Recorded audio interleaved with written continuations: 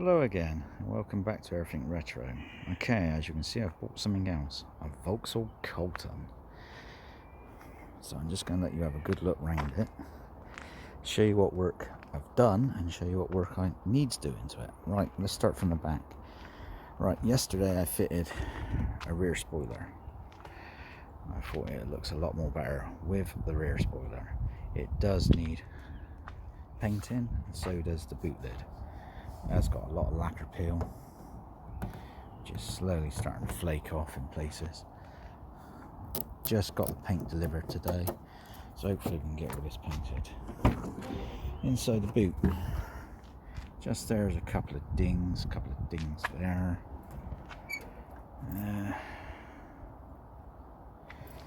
Inside the boot, right. I put this in there. Everything in here was completely soaking wet and absolutely smelling galore. So I put that in. I have got the mat. I had to pressure wash it and clean it all down. All up around here was totally filthy dirty. It's all been cleaned out now. It looks a lot better. But the actual boot lid around edges and everything, all in really good condition. Nothing wrong with any of that at all. It's all in good shape. We got a new, well, not new, second-hand headlight we got to fit, but we'll come to that at some point. We also got a multi-changer CD player. Don't know if it works. I haven't tried it. I know the radio works, but the tape deck doesn't. And oh, that's another thing that doesn't work. That little light out there doesn't work. I have to have a look at that. And all around the back, around the rear, there's a few little dings just there, little scratches. I'm not going to worry too much about that. See if I can do something with that. A lot of lacquer peel on this rear wing, which is slowly coming up. So we'll flatten that back, give that a coat of paint, re-lacquer. Roof is in reasonable nick. There is a few tiny little spots around by the rear glass, but it's not worth worrying about. All I want to do is just get the car up together and make it tidy, so it's a drivable car. Rear wheel arches are in really good condition. This side's alright. Inside the cap, fuel cap,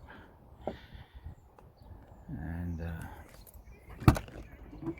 all in there. It's all in really good nick. Usual places where this rots out is really good. The door inside, a little bit flaky there. Get something done on that, a bit of rust treatment. Right, what else have we got problems with? The electric windows on the back don't work. The centralized lock-in, when I got the car, it didn't work, but that was because somebody took the fuse out. So I put the fuse back in. Now I've got centralized lock-in, sort of. It unlocks these doors and unlocks the petrol cap in the boot, but unfortunately it doesn't unlock the passenger side door, and when you go to lock it, they don't lock. But it locks the boot and the petrol cap. The headlining has completely started to sag right down now, so I am going to pull that out in a little while, because that is getting on my nerves. The electric window switch on that side is hanging out. It smells a lot better in here now. It was very smelly and damp. Door's a little bit stiff and they need oiling really. Yet again, all around the pillar. Tiny little bit there needs doing. Nothing bad. All up around there is all good. Down inside the pillar, all good. Dashboard was in a terrible state, really filthy dirty. Giving it a good clean. I cleaned it all out the next day of owning the car. Oh. The old 90s compass. Yes, the tape deck. Unfortunately, it's got tape in there. It won't reject. It won't play. It sort of plays, you can hear it working, but no sound coming out. So I reckon maybe the motor's working, but the belt's probably snapped. But the radio works. It's gone a bit funny just there.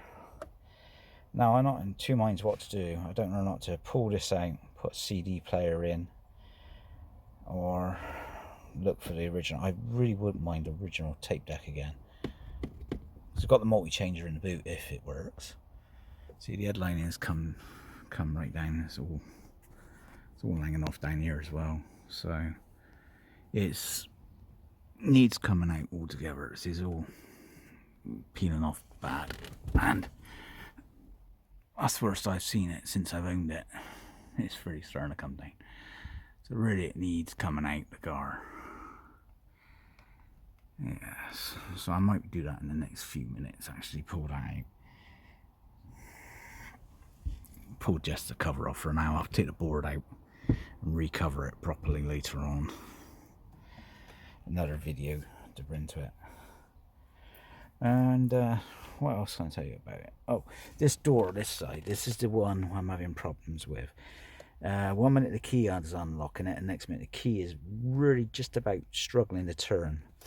This button's how hard as hell to lift up, so I don't muck about with it at the moment. And so that needs looking at. Like I said, 2 rear electric windows don't work. They want sorting out. Everything else on the car seems to work. Right, let's have a look under the bonnet. Oh, well, let's look around the other side first. Like I said, a little bit stiff on the door. Front wing. Ooh, really good on the front wing. This front wing's really excellent. All the way through. The wheels,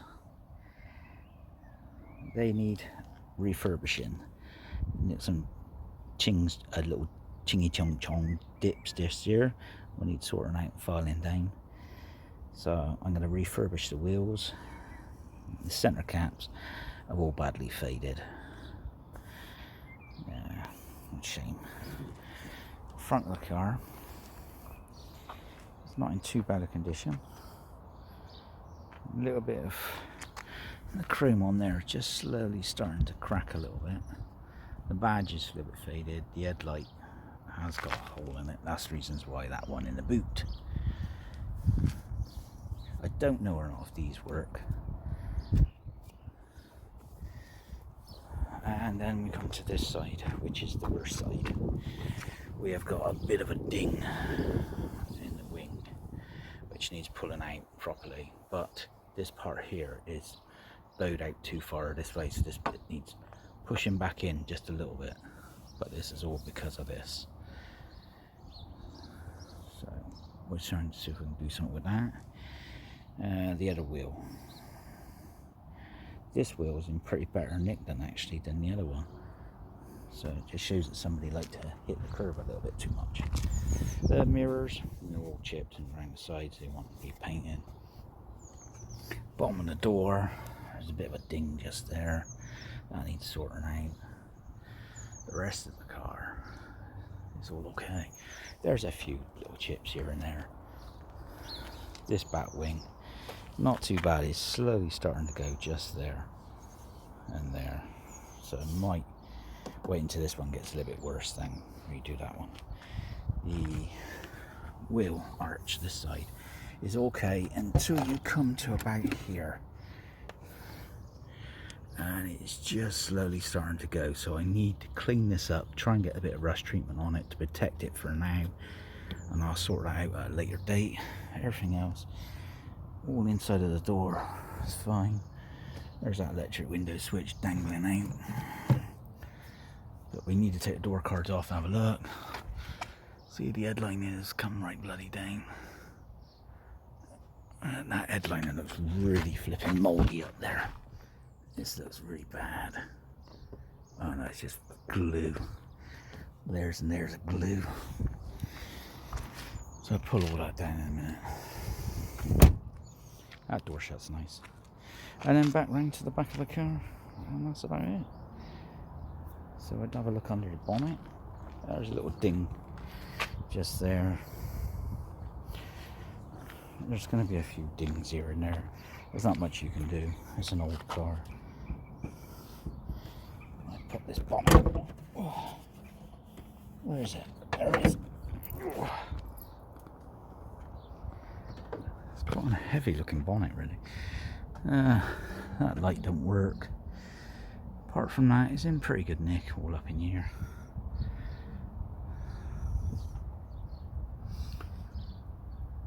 It's had new thermostat, looks like it's been done.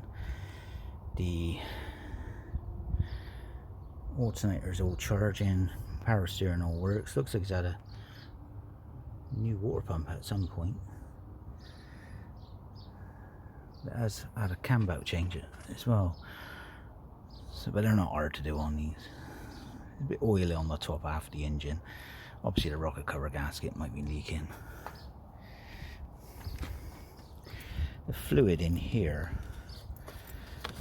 the water, is in quite a bad state. This one's changing. This is really bad. That one's flushing through.